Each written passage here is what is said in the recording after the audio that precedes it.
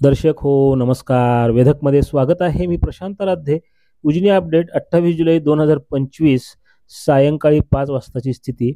उजनी धरण 98% उपयुक्त पाणी पातळीत भरलेलं आहे आणि धरणामध्ये दौंड जवळ मिसळणारी पाण्याची आवक ही 52,400 क्युसेक इतकी झालेली आहे.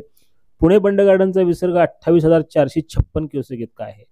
उजनीमध्ये पाणी साठवण्याकरता जागा नसल्यामुळं धरणातून आता दुपारी 4 वाजल्यापासून 71,600 क्युसेकनं पाणी भीमा नदीच्या पात्रात सोडलं जात आहे.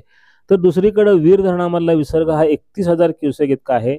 ते नीरा नदीमध्ये पाणी सोडलं जात आहे आणि हे पाणी नृसिंहपूर येथून भीमा नदीमध्ये मिसळत आहे. त्यामुळे उद्यापासून भीमा नदी ही 1,00,000 पेक्षा जास्त क्युसेकनं सोलापूर जिल्ह्यामध्ये वाहणार आहे.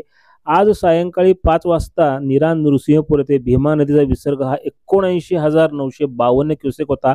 तर पंढरपूरमध्ये भीमा नदी 47,179 क्युसेकनं वाहत आहे. भीमा आणि नीरा नदीवरचे बरेचसे बंधारे हे पाण्याखाली आहेत. दरम्यान आजही भीमा आणि नीरा खोऱ्यामध्ये चांगल्या पावसाची नोंद आहे. उजनी धरण हे 97.90 म्हणजे 98% भरलंय आणि आता पूर्ण नियंत्रणाकरता म्हणून पाणी सोडण्याची सुरुवात करण्यात आली आहे. गेल्या 4 दिवसापासून मोठ्या प्रमाणात पाणी सोडलं जात आहे.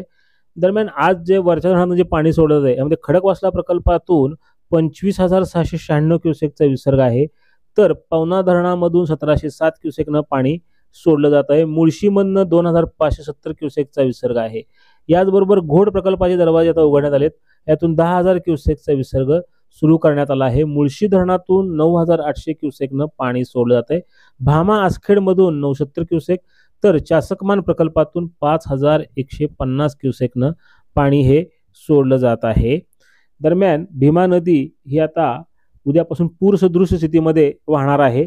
यामुळे भीमा नदीकाठी सतर्कतेचा इशारा प्रशासनाच्या वतीनं देण्यात आला आहे. आज सकाळी 6 वाजल्यापासून सायंकाळी 5 वाजेपर्यंत काही धरणांवर चांगल्या पावसाची आजही नोंद आहे.